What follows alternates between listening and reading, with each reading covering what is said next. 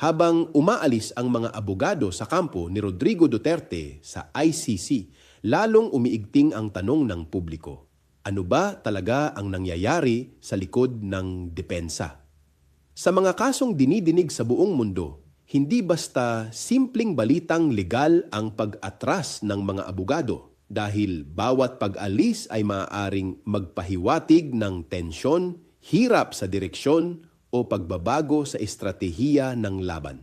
Pero higit pa rito, may mas malalim pang nararamdaman ang marami.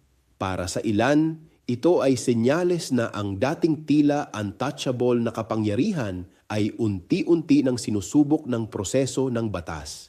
Para naman sa iba, ito ay isa na namang yugto ng isang laban na hahati sa pananaw ng bayan tungkol sa hustisya, pananagutan at kapangyarihan. Sa dulo, hindi lang ang mga pangalan ng mga abogado ang pinag-uusapan ngayon. Ang mas malaking tanong ay kung paano haharapin ng isang dating makapangyarihang leader ang isang prosesong hindi na kontrolado ng lokal na politika kundi ng pandaigdigang pagtingin at paghatol.